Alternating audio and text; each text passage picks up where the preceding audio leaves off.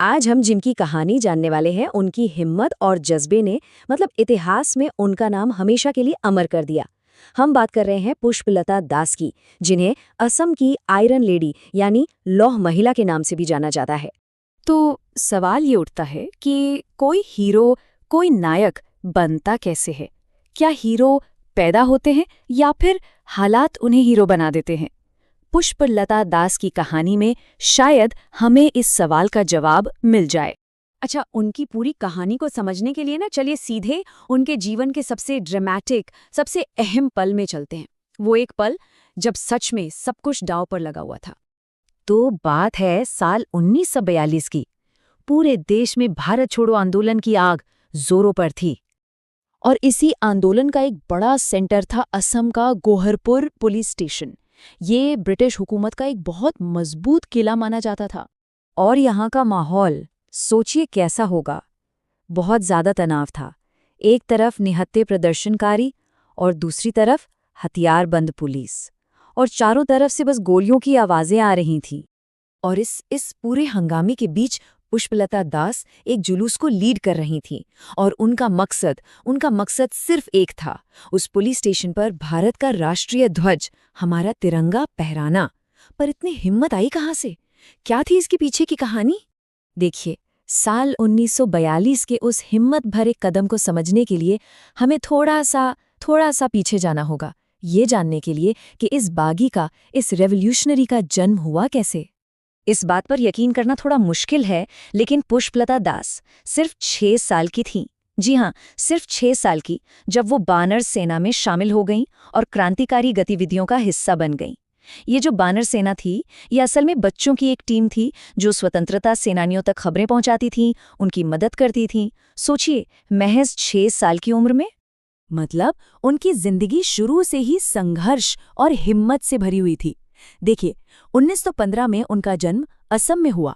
1921 में वो बानर सेना का हिस्सा बन गए, और फिर 1931 में जब भगत सिंह को फांसी दी गई तो उन्होंने इसके खिलाफ एक प्रोटेस्ट ऑर्गेनाइज किया। और पता है क्या हुआ? इसी वजह से उन्हें स्कूल से निकाल दिया गया। लेकिन शायद इसी घटना ने उनके इरादों को और भी पक्का कर दिया। तो चलिए अब वापस चलते हैं साल 1942 में। भारत छोड़ो आंदोलन के वक्त तक पुष्पलता दास एक बहुत बड़ी लीडर के तौर पर सामने आ चुकी थीं। ये वो समय था जब उन्होंने लीडरशिप की कमान अपने हाथों में ले ली थी। और उन्होंने 2 बहुत ही अहम संगठनों को लीड किया। पहला था शांति वाहिनी, मतलब पीस ब्रिगेड, और दूसरा मृत्यु वाहिनी यानी डेथ स्क्वाड। ये दूसरा नाम सुनकर ही आपको उनके इरादों की गंभीरता का अंदाजा हो गया होगा। और देखिए, ये जो मृत्यु वाहिनी थी, ये कोई मामूली ग्रुप नहीं था। ये उस दौर की जबरदस्त देशभक्ति का एक सिंबल था, एक करो या मरो वाला दस्ता। इसका मकसद बिल्कुल साफ था, आज़ादी के लिए अपनी जान तक दे देने को तैयार रहना। और पुष्पलता दास ऐसी ही एक टुकड़ी को लीड कर रही थी। खैर, देश को आज़ादी मिली, लेकिन पुष्पलता दास का काम अभी खत्म नहीं हुआ था, बल्कि अब उनका रोल बदल गया था। एक क्रांतिकारी से वो अब एक राष्ट्र निर्माता बन चुकी थी। और ये जो बदलाव था, ये कोई छोटा मोटा बदलाव नहीं था। सोचिए, आज़ादी से पहले जो एक रेवोल्यूशनरी लीडर थी, वही अब आज़ादी के बाद एक राजनेता बनकर देश की सेवा कर रही थी। वो 1951 से लेकर 1961 तक, यानी पूरे 10 साल तक भारतीय संसद के अपर हाउस यानी राज्यसभा की सदस्य रहीं। और इस दौरान उन्होंने नए भारत को बनाने में अपना पूरा योगदान दिया।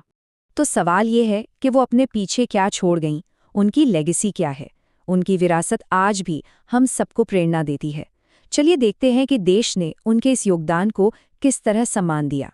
साल 1999 में उनकी इस निस्वार्थ सेवा और बलिदान के लिए उन्हें भारत के सबसे बड़े नागरिक सम्मानों में से एक पद्म भूषण से सम्मानित किया गया। ये सम्मान असल में उनकी पूरी जिंदगी के संघर्ष को दी गई एक पहचान थी। पुष्पलता दास की कहानी हमें वाकई सोचने पर मजबूर कर देती है। इतिहास के पन्नों में ना जाने ऐसे और कितने हीरोज, कितने नायक और नायिकाएं गुम हैं, जिनकी कहानियां हम तक कभी पहुंची ही नहीं, या शायद हम उन्हें भुला चुके हैं। और उन्हें याद रखना शायद हम सबकी जिम्मेदारी है।